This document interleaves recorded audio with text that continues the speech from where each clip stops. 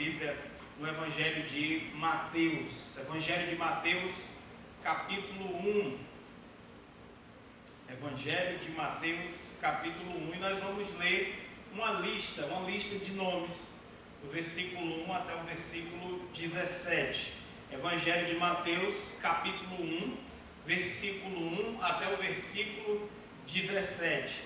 Diz assim a palavra do nosso Deus: livro da genealogia de Jesus Cristo, filho de Davi, filho de Abraão. Abraão gerou a Isaac, Isaac a Jacó, Jacó a Judá e a seus irmãos. Judá gerou de Tamar a Pérez e a Zerá. Pérez gerou a Esrom, Esrom a Arão. Arão gerou a Aminadab, Aminadab a Naasson, Naasson a Salmão.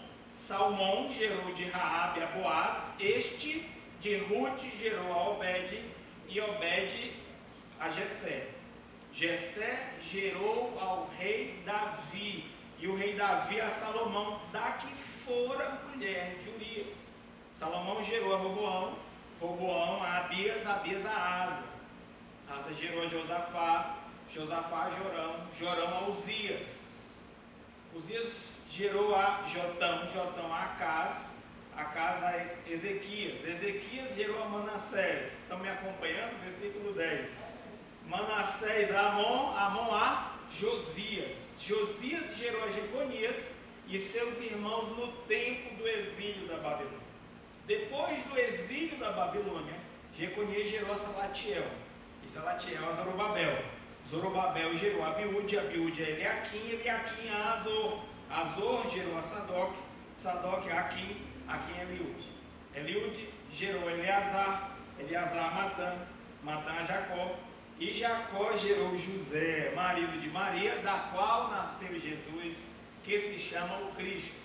De sorte que todas as gerações, desde Abraão até Davi, são 14. Desde Davi até o exílio da Babilônia, 14. E desde o exílio na Babilônia até Cristo, 14. Vamos fazer uma oração. Senhor, pedimos Tua graça nesse momento. Fala conosco por meio da Tua palavra. Nos ajuda, Senhor Deus, a extrair, Pai querido, o mel, o alimento, a nutrição das Escrituras. Que o Teu Espírito Santo nos ilumine. Que o Senhor nos dê, Senhor Deus, a alegria, o prazer de abrir a palavra e estudar em detalhes aquilo que ela tem a falar conosco. Essa é a minha oração em nome de Jesus. Amém. A Bíblia é um livro de tamanho considerável. Um leitor comum não se sente muito entusiasmado a ler de capa a capa um livro do tamanho da Bíblia. E, na verdade, a Bíblia é um conjunto de livros, é um livro só, que conta uma única história, a história da redenção, o que Deus tem feito para redimir o homem em Cristo Jesus da sua ruína, do pecado. Mas ela é um livro que foi composto ao longo de 16 séculos e ele faz parte dessa coleção de livros que nós chamamos de Bíblia, 66 livros. Por razões, embora seja recomendável a gente ler a Bíblia de capa a capa, todo ser humano, todo homem e mulher deveria conhecer as Escrituras de capa a capa. Por razões especiais, nós podemos fazer uma seleção e priorizar algumas passagens da Bíblia. Por exemplo, os tradutores da Bíblia, quando eles começam a traduzir a Bíblia para alguma nova língua, eles não começam geralmente traduzindo de Gênesis. Eles começam no Novo Testamento traduzindo a Bíblia. E eles escolhem geralmente um livro do Novo Testamento. Tá? Por quê? Porque a tradução da Bíblia é um processo muito grande. E o o tradutor pode morrer sem concluir esse processo.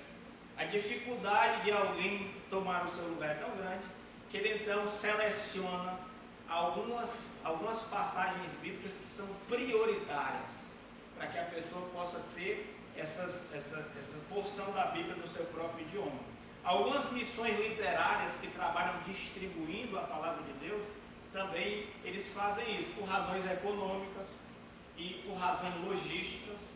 Eles distribuem porções das Escrituras, não toda a Escritura, e eles então fazem seleções daquelas passagens das Escrituras que seriam mais importantes para uma pessoa conhecer e dominar. Às vezes um capelão, por exemplo, no hospital, precisa ensinar a palavra de Deus para alguém que está em fase terminal.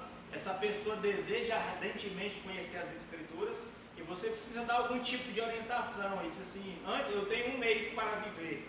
Que livro da Bíblia você me aconselharia a ler e a estudar nesses 30 dias que eu ainda tenho de vida, de expectativa de vida?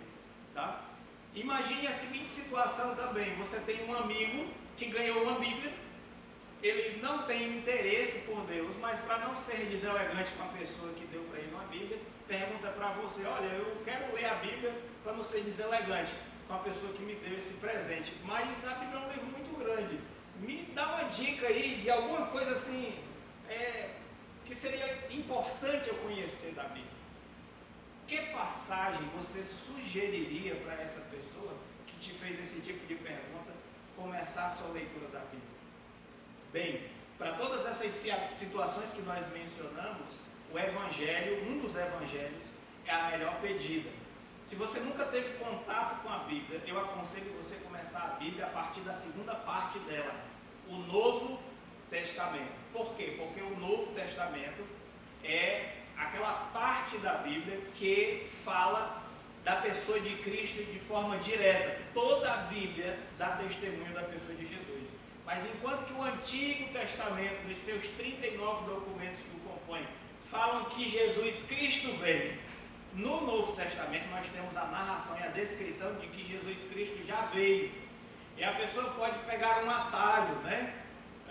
Em vez dela começar lá da criação, né, no início de todas as coisas, ela pode ser diretamente confrontada com a pessoa, com os ensinos, com o exemplo, com a morte e com a ressurreição de Jesus Cristo de forma imediata. Então, o melhor livro para você começar da Bíblia a ler, se você não tem contato com nada, Novo Testamento, e em segundo lugar, um dos Evangelhos. Para quem não conhece, não está familiarizado com a Bíblia bem, o Novo Testamento começa com 4 narrativas da vida de Jesus, que são conhecidas como Evangelho, porque Jesus é uma boa notícia. A palavra Evangelho quer dizer boa notícia. E o Evangelho, então, são relatos da vida de Jesus, dos seus ensinamentos, da sua morte, da sua ressurreição e do significado que a pessoa e a obra de Jesus Cristo tem para a humanidade. Ele morreu pelos nossos pecados e ressuscitou para a nossa justificação. Deus estava em Cristo reconciliando consigo o mundo. E essas biografias, esses relatos feitos pelos primeiros discípulos de Jesus acerca do próprio Cristo, nos colocam em nossas mãos essas informações preciosas acerca da identidade e da obra do Senhor Jesus Cristo. E por essas razões também eu escolhi como pregador fazer uma exposição do livro inteiro de Mateus aqui com os irmãos. Eu não sei se os irmãos estão familiarizados com esse tipo de pregação, onde a gente vai lendo capítulo por capítulo, estudando versículo por versículo de um livro na sua totalidade, na sua completude. Mas se não, esse é o estilo de pregação que eu mais gosto de praticar. Primeiro porque tira de mim aquela pressão: o que eu vou pregar domingo que vem? Primeira coisa, benefício meu. Segundo, de vez em quando a Bíblia toca em algum tema delicado e ninguém vai me acusar aqui de que eu estou com mensagem de carapuça, né? Olha aí, ó, aconteceu isso hoje na igreja, de manhã à noite o pastor pregou uma mensagem direcionada. Não, você não pode me acusar disso, porque a gente está lendo e estudando a Bíblia na sua sequência. Em terceiro lugar, quando a gente estuda a Bíblia assim, a gente consegue estudar a Bíblia com profundidade. Às vezes a nossa leitura e o nosso estudo da Bíblia é como uma salada de frutas, um pedacinho de manga, um pedacinho de banana, um pedacinho de maçã, né? E a gente não consegue ver o todo. Então, se você for assistir um filme, ou se você ler um livro, ou mesmo se você for assistir uma novela, não faça isso, tá? Mas qual é a melhor forma de fazer? É assistir capítulo por capítulo, do começo ao fim. Às vezes, se você parar, por exemplo, numa série e assistir um episódio, tirar a novela do meio e botar uma série, né, que fica mais elegante. Você assiste um episódio de uma determinada série, você gostou, mas tem pontas soltas ali. Você não sabe de onde aquela história surge e para onde ela está indo. Mas quando você assiste tudo, você tem uma noção. Às vezes a gente quer estudar a Bíblia assim, um episódio aqui, um episódio ali. Às vezes a gente se emociona com o conteúdo da passagem que a gente está lendo, a gente é edificado, mas a gente nunca pega aquela noção do todo. Então nós vamos nos familiarizar ao longo dessas semanas e meses com um livro da Bíblia por inteiro, o Evangelho de Mateus. Ok? E o Evangelho de Mateus começa de uma forma muito inusual. Se a gente fosse fazer uma edição do Evangelho de Mateus hoje, e a gente quisesse só vender, a gente sabe, tira essa genealogia do começo do teu livro, porque é muito chato. Você começa um livro já com uma lista de nomes, muitas pessoas têm dificuldade, parece um trava-língua.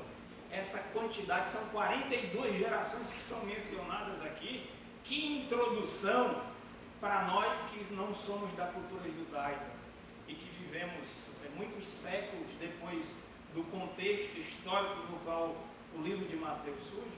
Nós achamos estranho, mas para um judeu como Mateus e para judeus para quem ele escreve originalmente, nada mais natural do que uma genealogia. O povo judeu é um povo que tem muito orgulho da sua herança familiar. Eles são descendentes de Abraão. Em Gênesis capítulo 12, Deus chamou um homem de 65 anos de idade para deixar a sua terra, a sua parentela, para uma terra que Deus ainda ia lhe mostrar. Ele não tinha nenhum conhecimento prévio de Deus. A primeira experiência e informação sobre Deus que ele teve foi naquele momento do seu chamado, em Gênesis capítulo 12, e ele simplesmente obedece a essa visão celestial e ele se torna o pai de uma grande nação. Deus prometeu, por ocasião desse chamado, que nele e na sua descendência seriam benditas todas as famílias da terra. Quando o povo de Israel sai do Egito, e depois de 40 anos de disciplina do deserto, finalmente conquistam a terra prometida através de um homem chamado Josué. A terra é dividida entre as 12 tribos de Israel e as terras elas ficam entre famílias. Então a importância que os judeus dão para saber quem é filho de quem se deve também à necessidade de saber a quem pertence esse determinado pedaço de terra na terra prometida. Houve uma época em que o povo de Israel pecou e se rebelou contra Deus, e eles foram para o cativeiro.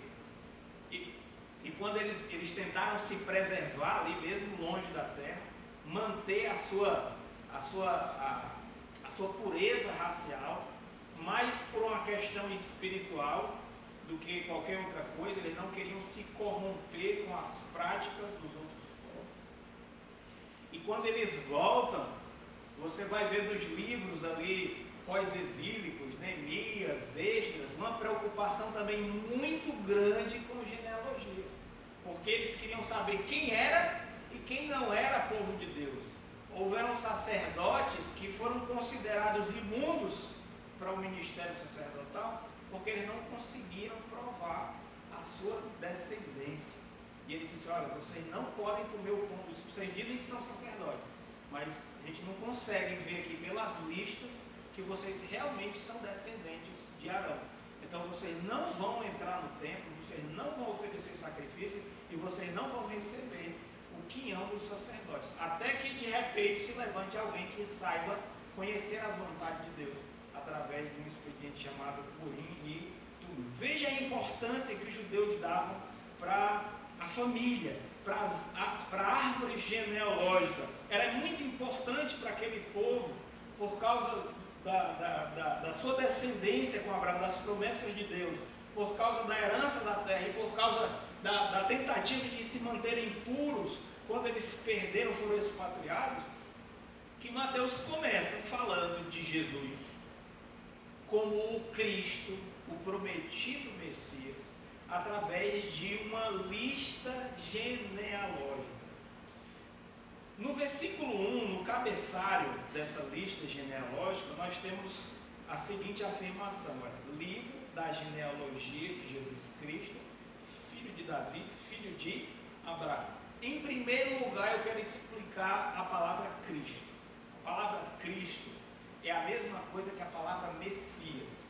Cristo é grego, Messias é hebraico. E o que essas duas palavras significam? Às vezes a gente chama de Jesus, fala Jesus Cristo.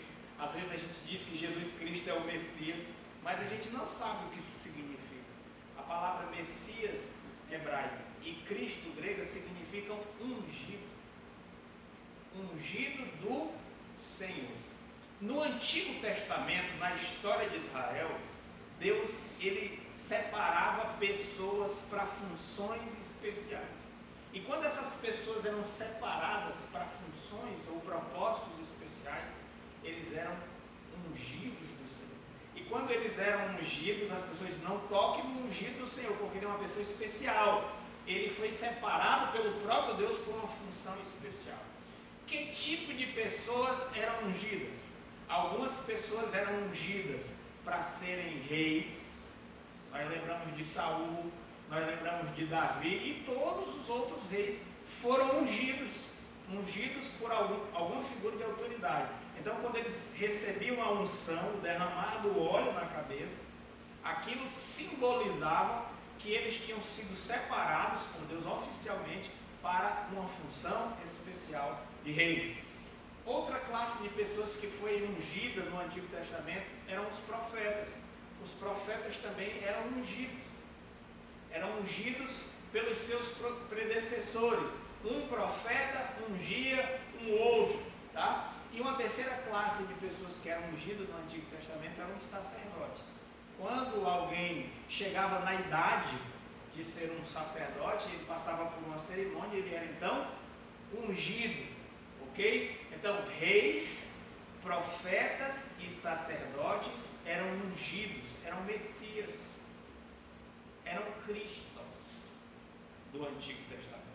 Só que o Antigo Testamento fala do Messias, de alguém especial que seria o ungido do Senhor. Davi foi um ungido. Elias e Eliseu foram ungidos. Samuel foi ungido. Arão foi um dos muitos que foram ungidos pelo Senhor. Mas o Antigo Testamento fala de alguém que será ungido do Senhor de uma forma especial. Ele não vai ser ungido com óleo, ele vai ser ungido pelo próprio Espírito Santo. Abra comigo em Isaías capítulo 61. Isaías capítulo 61.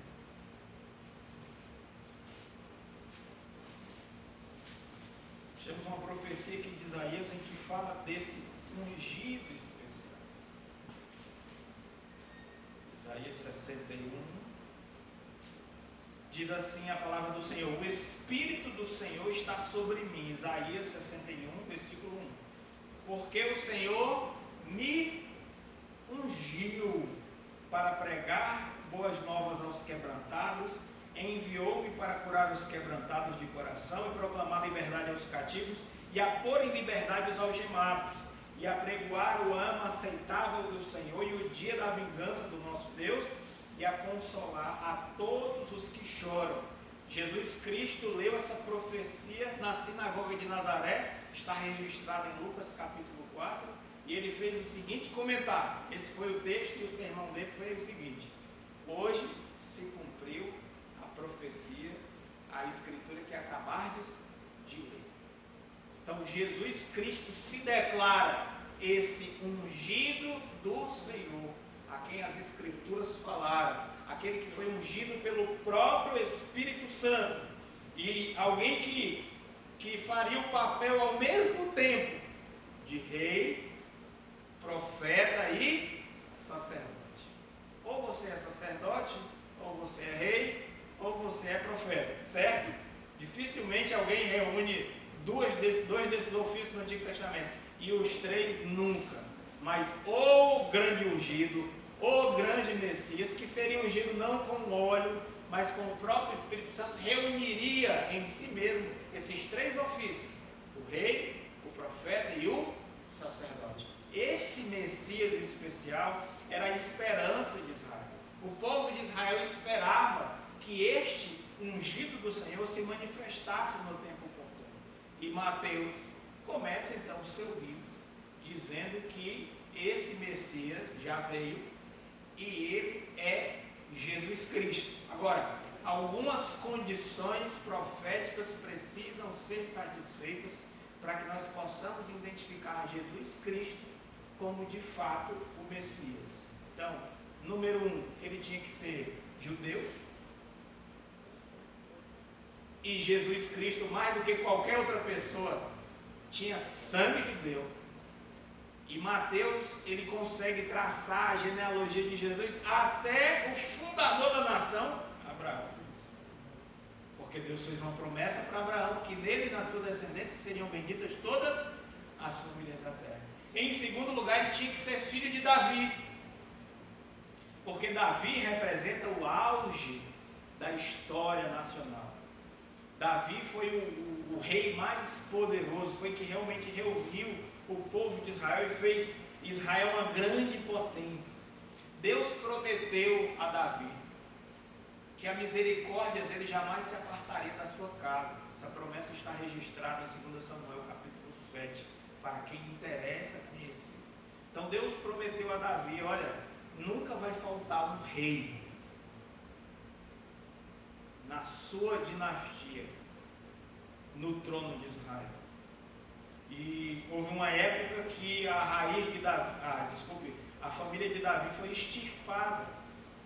Mas lá no Salmo 89, vamos lá comigo, por favor. Deus garante para aqueles que achavam que Deus não ia cumprir a sua promessa, que a sua misericórdia jamais se apartaria da casa de Davi. Salmos de número 89, versículo 3 e 4, diz assim, ó: fiz aliança com o meu escolhido e jurei a Davi, meu servo, para sempre estabelecerei a tua posteridade e firmarei o teu trono de geração em geração. Versículo 28 e 29, conservar-lhe-ei para sempre a minha graça, e firme com ele, Davi, a minha aliança, farei durar para sempre a sua descendência e o seu trono como os dias dos céus. Versículo 33 a 36, mas jamais retirarei dele a minha bondade, nem desmentirei a minha fidelidade, não violarei a minha aliança, nem modificarei o que os meus lábios proferiram. Uma vez jurei na minha santidade, e serei eu falso a Davi? A sua posteridade durará para sempre, e o seu trono como o sol perante mim. Amém? Abra sua Bíblia comigo agora em Isaías capítulo 9. Nós estamos vendo algumas profecias relacionadas a Davi. Eu estou tentando demonstrar para os irmãos que o Messias, o grande ungido do Senhor, ele precisava não só ser descendente de Abraão, mas também descendente de Davi. Isaías capítulo 9, um texto que a gente gosta de ler no Natal.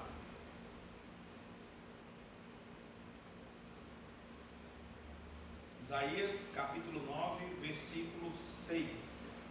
Porque um menino nos nasceu, um filho se nos deu, e o governo está sobre os seus ombros, e o seu nome será Maravilhoso Conselheiro, Deus Forte, Pai da Eternidade, Príncipe da Paz. Para que, versículo 7, se aumente o seu governo e venha a paz sem fim sobre o trono de Davi e sobre o seu reino, para estabelecer e o firmar mediante o juízo e a justiça, desde agora e para sempre, o zelo do Senhor dos Exércitos fará isso. Isaías deixa muito claro, quando o povo foi para o cativeiro, acabou-se a sucessão de descendentes de Davi no trono de Judá. Será que Deus foi infiel? Salmo 89 diz, não, o que eu jurei eu vou cumprir. Alguém da descendência de Davi vai ser estabelecido e é para sempre. E Isaías deixa claro que essa pessoa ainda está para nascer, virá o mundo como uma criança, porém ele será uma pessoa especial. Os títulos que descrevem essa criança, esse menino que ainda há de nascer, esse descendente de Davi que há de nascer, mostram que ele é mais do que humano, ele não é menos do que humano, ele é plenamente humano, é uma criança que vem ao mundo, como todas as outras, que nasce, que cresce, que chora, que se desenvolve, mas que ao mesmo tempo é maravilhoso conselheiro. Esse menino é Deus forte, esse menino é Pai da eternidade, esse menino é príncipe da paz, é um ser humano que ao mesmo tempo é divino. Olha só a grandeza de Isaías, da descrição de Isaías acerca do ungido do Senhor. Então, quando ele nascer, esse menino que é divino, o seu governo vai crescer e haverá paz sem fim sobre o trono de Davi e sobre o seu reino. E isso vai acontecer para sempre. Ora, Isaías deixa muito claro que Deus ainda cumprirá aquilo que ele prometeu a Davi, através de alguém especial que há de nascer. Então o Messias, o grande ungido do Senhor, aquele que está destinado para ser rei, profeta e sacerdote ao mesmo tempo, ungido pelo próprio Espírito Santo, ele precisa ser descendente de Abraão, e não só isso, mas também descendente de Davi, porque Deus fez uma promessa a Davi e a sua descendência. Quando nós lemos a genealogia de Mateus, volte lá comigo. Eu precisei fazer toda essa explicação para que a primeira declaração do Evangelho de Mateus possa fazer sentido para você. Mas um judeu que tinha conhecimento das Escrituras, que vivia na expectativa dessa esperança, quando ele abre o Evangelho de Mateus e lê a primeira sentença, livro da genealogia de Jesus, sim, o que Jesus Cristo tem de especial? Cristo é o Messias, filho de Davi, filho de Abraão, e ele passa então a fazer uma relação da ascendência, da ancestralidade do Messias, provando pelos livros que ele de fato tem sangue de Abraão nas suas veias e que é descendente de Davi, portanto herdeiro do trono. Isso fazia um judeu ficar arrepiado. Não tem uma forma melhor do que começar o Evangelho escrito para judeus, para demonstrar que Jesus Cristo é o rei que eles tanto esperam, do que dessa maneira. Agora eu queria que você notasse comigo a estrutura. No versículo 17, Mateus mostra que ele seguiu uma determinada estrutura. Olha só, todas as gerações de Abraão até Davi são 14. Desde Davi até o exílio da Babilônia, 14. Desde o exílio da Babilônia, 14. Então, Mateus tem vários nomes que Mateus não colocou nessa lista, tá? Porque senão ia ficar uma lista muito comprida. Ele fez salvos aqui. Às vezes, numa genealogia, em vez de falar o nome do meu pai, falava logo o nome do meu avô, o nome do meu bisavô, porque no final das contas, eu vim dele. Então, eles faziam resumos. E ele então resumiu, ele colocou 14 nomes, tá? Entre Abraão e Davi. 14 nomes entre Davi e o desterro da Babilônia, e 14 nomes do desterro da Babilônia até José, que é o pai legal o pai legal de Jesus. O valor numérico do nome Davi em hebraico é 14. Mateus era artista, não era? ele fez uma genealogia para provar que Jesus Cristo era filho de Davi, de Abraão. E aí ele disse, olha, aparece o nome de Davi em cada etapa aqui. 14, Davi. O valor numérico das letras que compõem o nome Davi em hebraico é 14. Não é interessante isso? Isso é uma coisa que a gente, quando lê a Bíblia em português, a gente não consegue perceber. A gente precisa então do auxílio dos eruditos e dos comentários. E então, há uma espécie de recapitulação da história de Israel. Abraão, o clímax em Davi, foi o auge da nação de Israel. Foi o melhor momento, foi a era de ouro daquele povo. Mas o povo foi sendo rebelde contra Deus, e eles então foram destronados. Eles perderam a terra, eles foram espalhados, e eles tiveram que dar lugar para os seus inimigos. Mas Deus se lembrou do seu povo e os trouxe de volta depois de um tempo de disciplina. Essa foi a história de Israel. E agora, Deus presenteia o seu povo de uma forma ainda mais graciosa. Ele dá para ele, mais uma vez, um descendente de Davi para reinar sobre ele. Parece também a nossa história da humanidade. Teve um começo em Adão. Nós nascemos para sermos reis, assim como Davi foi. Quando Deus criou o homem, Ele fez o homem à sua imagem e semelhança e lhes deu domínio sobre todas as criaturas na terra. Ele mandou que nós crescêssemos e nos multiplicássemos, mas em nossa rebeldia também nós fomos destronados. Nós fomos exilados do paraíso. Nós fomos exilados da presença de Deus. A história de Israel, aquilo que Israel passou, também são estágios que a humanidade passou por causa da sua rebelião. Mas Deus, na sua misericórdia, está nos trazendo de volta. E quem é a pessoa que Deus está usando para nos reconstituir em reino e sacerdotes? É este descendente de Davi, o prometido de Israel. Eu queria fazer algumas considerações sobre essa genealogia. Mateus ele colocou na sua genealogia algumas coisas que não se colocam de jeito nenhum em genealogia. E ele fez isso de propósito. Primeiro, ele colocou mulheres nas genealogias. Não era costume dos judeus colocar nas suas listas genealógicas nomes de mulheres. A mulher, ela tinha, apesar da mulher ter sido criada à imagem e semelhança de Deus, o povo judeu, não atento para essa verdade revelada na sua palavra, na Torá, destratava as mulheres como era comum entre outros povos. E as mulheres então não entravam na genealogia.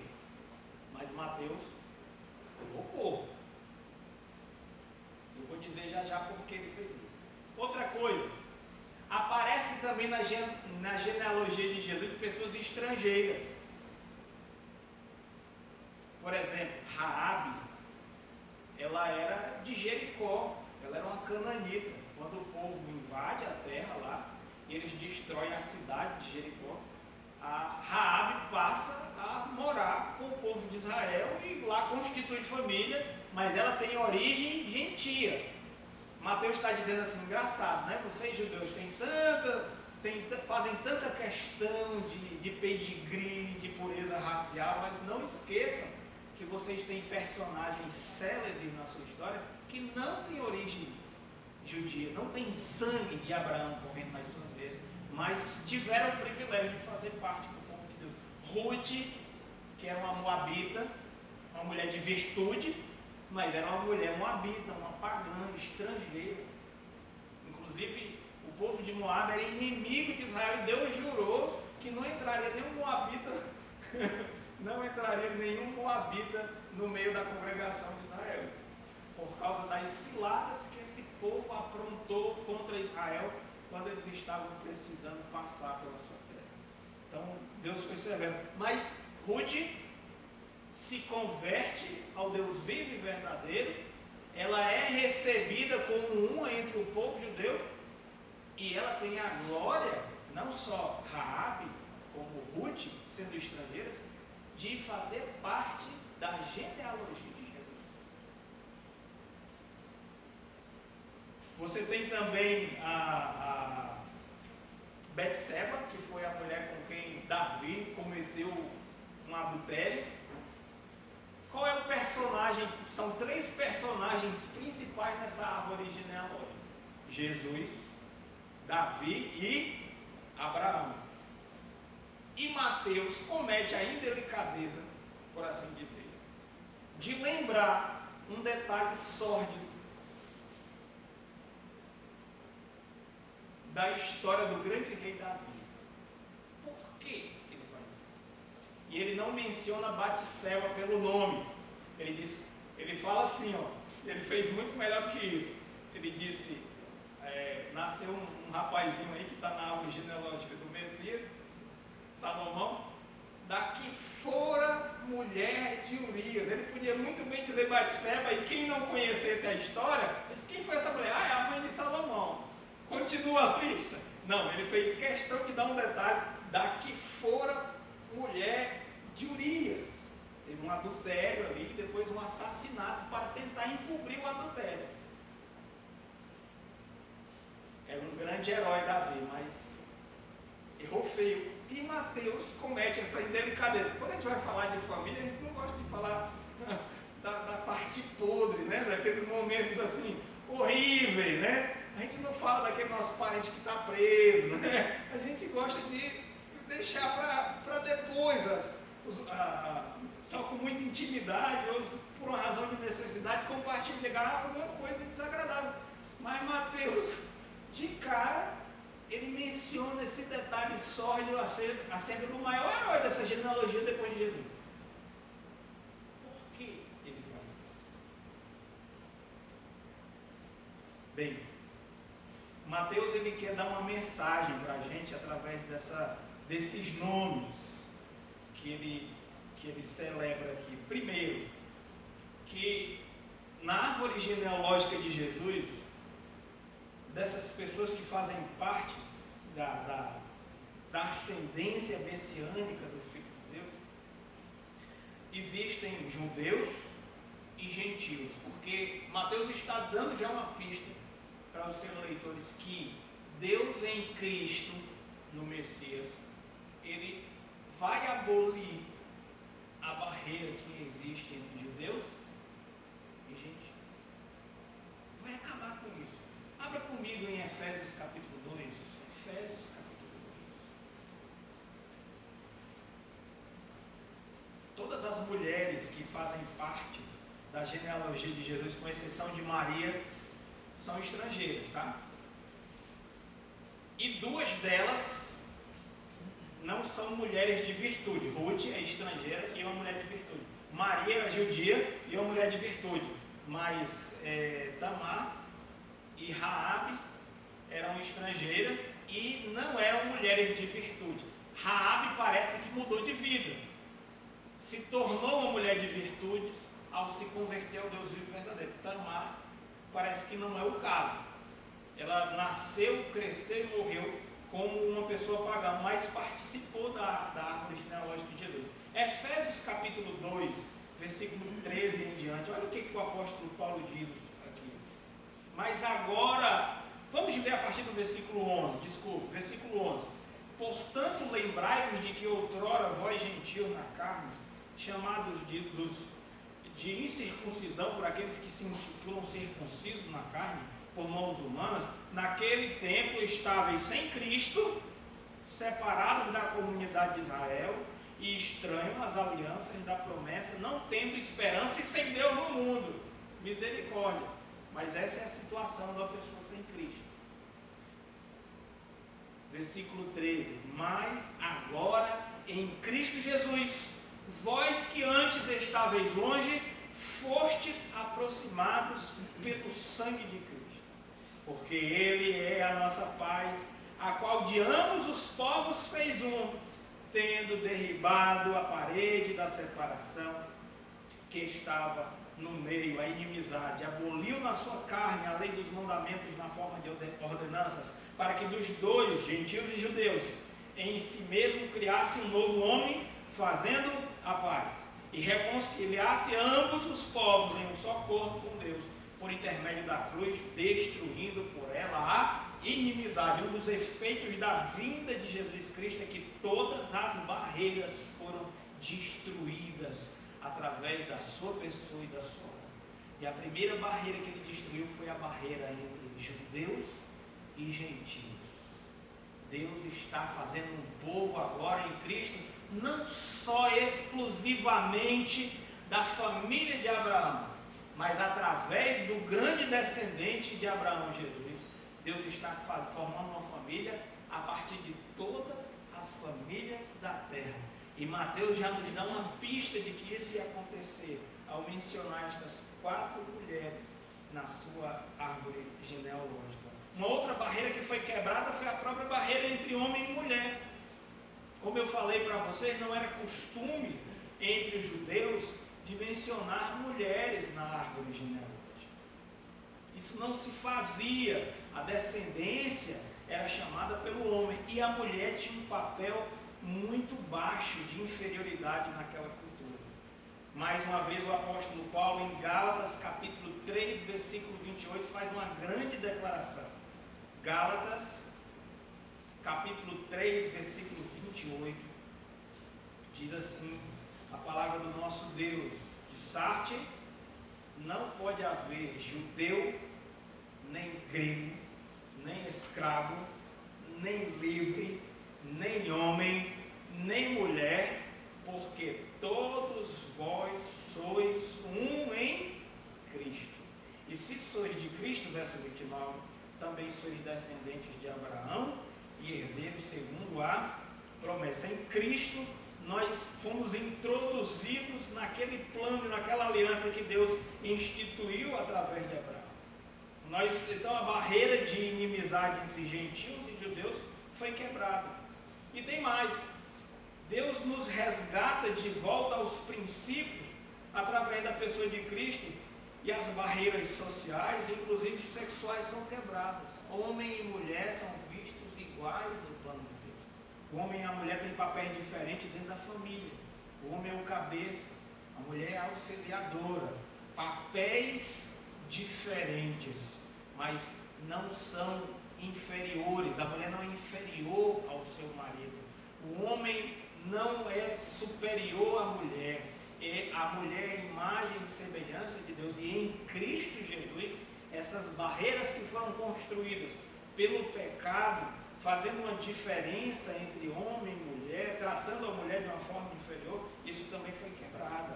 Estas mulheres foram colocadas na árvore genealógica de Jesus com o propósito de mostrar para os judeus que Jesus Cristo, o Messias, quando chega ao mundo, ele veio também destruir a barreira sexual entre homens e mulheres. E por fim, aqueles detalhes sórdidos são mencionados na genealogia de Jesus, porque Jesus Cristo também veio quebrar a barreira entre santo e pecador. Não vai fazer parte do povo de Deus apenas as pessoas de virtude, apenas as pessoas perfeitas, até porque não tem ninguém que seja assim. Faz parte do povo de Deus pessoas como nós. Um dia a gente estava conversando com outros parentes, e aí a gente começou a contar coisas da família, e eu fui descobrindo coisas assim da minha família, né? Que eu fiquei assim, isso aconteceu, eu já tinha visto falar. Aconteceu em outras famílias, mas na minha família também tem isso.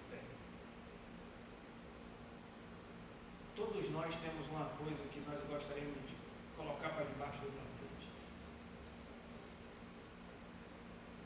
Quase todos nós temos alguma experiência que nós realizamos, da qual nós não nos orgulhamos, nos envergonhamos e gostaríamos inclusive de esquecer. E talvez isso que nós fizemos traz tanto peso para o nosso coração que nós nos sentimos indignos de fazer parte do corpo de Deus ou da pessoa de Jesus Cristo. Mateus, já no início, ele mostra que a gente pertence ao povo de Deus e nós fomos destinados a fazer parte daquilo que Jesus Cristo conquistou para nós na cruz, não por mérito, mas por misericórdia. Não importa o que você fez, não importa como você está espiritualmente hoje, em Cristo Jesus existe a oportunidade de recomeçar. Lembre de Davi. Davi ultrapassou todos os limites e cometeu pecados dos quais alguns de nós poderíamos dizer, para esse aí não existe perdão.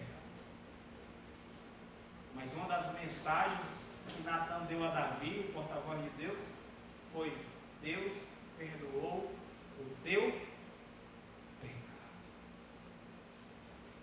É por graça, meus irmãos. O que Jesus Cristo realiza em nós e por nós, a salvação é gratuita. Nós não merecemos o Messias, nós não merecemos a salvação. É um presente que Deus nos dá pela sua maravilhosa graça. Abra comigo sua Bíblia em Mateus capítulo 9, a última passagem que nós vamos ler para terminar. O próprio Mateus é um exemplo disso.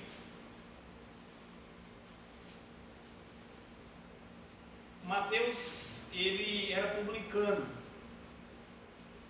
ele era um coletor de impostos, ele era tido como um traidor. Não tinha nenhum pecado ele ser publicano, tá? Nenhum problema. Alguns publicanos chegaram para João Batista e disseram assim: mestre, o que a gente tem que fazer? Eles disseram assim: não cobrem mais do que é devido. Então João Batista deixou claro: não tem nenhum problema em ser publicano, o problema é você ser um publicano corrupto. Eu não sei qual era a situação moral de Mateus, eu sei qual era a situação moral de Zaqueu, porque ele disse: alguém eu roubei, é claro que ele tinha mexido no que não era dele. Não sei se Mateus tinha feito isso, mas era a prática comum dos publicanos cobrarem além do que era devido. E eles eram considerados traidores porque eles trabalhavam para o povo que os dominava, cobrando impostos dos seus próprios compatriotas e enriquecendo a justiça. Era leiloado, né, os cargos de cobrar impostos. Quem melhor cobrava impostos ganhava comissão. E tem mais, os romanos davam a liberdade para os cobradores de impostos cobrarem o tanto que eles quiserem, contanto que eles devolvessem o que era estipulado pelo Senado romano. Então, provavelmente, Mateus, ele tenha, estou falando provavelmente, não tenho certeza, mas provavelmente ele desempenhou a sua profissão de uma forma não tão honesta como ele deveria. Eles tinham uma péssima reputação e os amigos que esses homens tinham eram só pessoas de baixa estatura moral. Mas um dia, diz aqui em Mateus capítulo 9, versículo 9, partindo Jesus dali, viu um homem chamado Mateus. Adivinha quem é Mateus? Este que vos escreveu o Evangelho. Sentado na coletoria, ele era cobrador de impostos, e Jesus disse: segue-me. Ele se levantou e o seguiu. E sucedeu que, estando ele em casa, à mesa, muitos publicanos e pecadores vieram e tomaram lugares com Jesus e seus discípulos. Ora, vendo isto, os fariseus perguntavam aos discípulos: por que come o vosso mestre com publicanos e pecadores? Mas Jesus, ouvindo, disse: os sãos não precisam de médico, e sim os doentes. Ide, porém, aprender o que significa misericórdia, quero, e não holocaustos, pois não vim chamar justos, e sim pecadores ao arrependimento. Não é sem razão que Mateus, quando vai fazer a lista genealógica do Messias, ele faz questão de mencionar alguns detalhes sórdidos ali, para que as pessoas, ninguém se vanglorie na presença de Deus, achando que merece alguma coisa. Que todos os seres humanos precisam entrar no reino dos céus da mesma forma, arrependidos e confessando os seus pecados. É como doentes que entram no hospital e experimentam a cura. Todos nós precisamos entrar no reino dos céus assim, reconhecendo a nossa enfermidade e pecado, e colocando a nossa vida nas mãos de Jesus, o médico dos médicos, e se submetendo à sua prescrição, o arrependimento.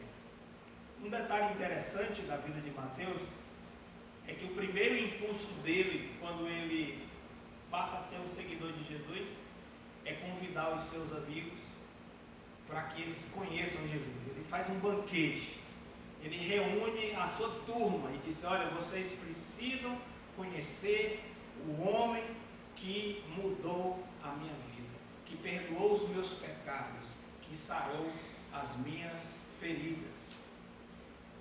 E foi esse impulso que levou Mateus a escrever o Evangelho. Ele colocou nas nossas mãos aquilo que ele viu e ouviu Jesus dizer e fazer, na expectativa de que, sendo apresentados à pessoa de Jesus, mesmo que de forma escrita, nós possamos experimentar a mesma coisa que ele experimentou. Dizem que um homem encontrou um cachorro na rua. O cachorro estava todo doente, cheio de feridas, magro, e ele se compadeceu daquele bicho e disse: vou levar esse cachorro para cá. Ele era médico, não era veterinário, médico veterinário, mas era médico. E ele disse: eu sei cuidar de gente, eu também sei cuidar de bicho. E aí ele foi lá, comprou remédios, ração, e começou a tratar daquele bichinho, né?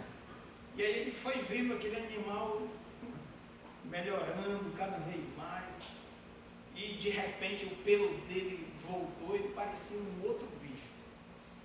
E ele se apegou àquele cachorro, deu um nome para ele, e quando voltava do trabalho, saía para passear. Mas a esposa dele dizia assim: não te apega com esse bicho, isso é cachorro de rua, um dia ele vai se soltar e não vai voltar mais.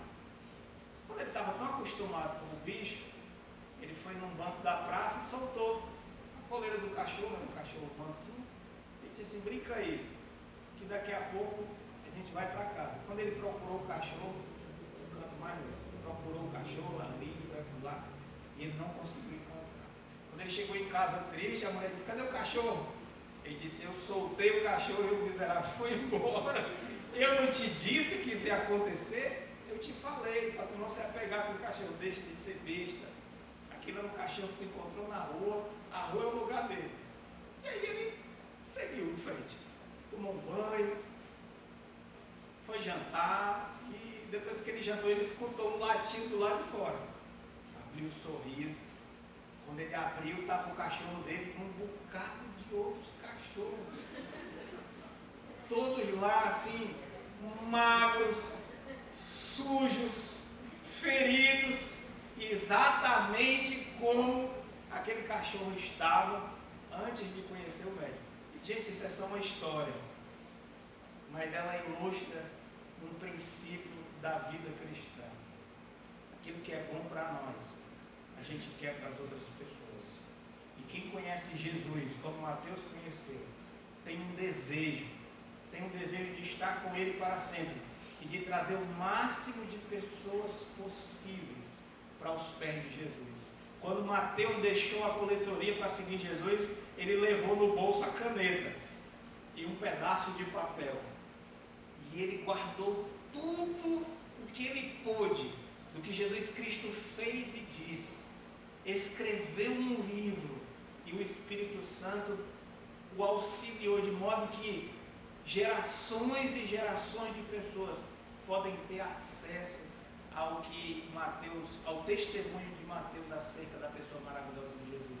Então vamos aproveitar esse livro, vamos aproveitar os estudos deste livro, porque aqui nós vamos conhecer o maior amor da nossa vida, Jesus Cristo, Filho de Deus. Aqui nós vamos reconhecer o poder que existe no Filho de Deus para transformar a nossa vida. Nós vamos conhecer o que Deus fez em Cristo Jesus para nos libertar da condenação dos nossos pecados. Como Jesus Cristo, Ele transforma pessoas doentes como nós em pessoas santas e saudáveis. Vamos orar. Pai de amor, eu quero te agradecer pela tua palavra. Te agradeço por Mateus, esse homem de Deus, que quando vivia longe de Cristo, vivia sem Deus e sem esperança, perdido nos seus pecados. Mas um dia, ali no seu local de trabalho, ouviu alguém o chamando pelo nome. Tamanha foi sua surpresa. Aquele que o chamava pelo nome com tanta ênfase e convicção era o próprio Filho de Deus. Sem pensar duas vezes, ele larga tudo e passa a seguir Jesus.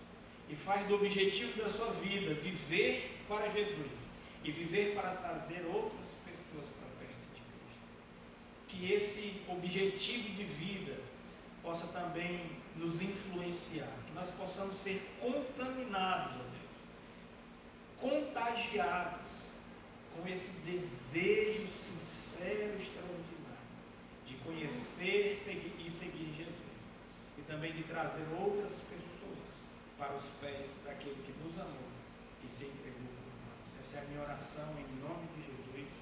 Amém. Que Deus abençoe a todos.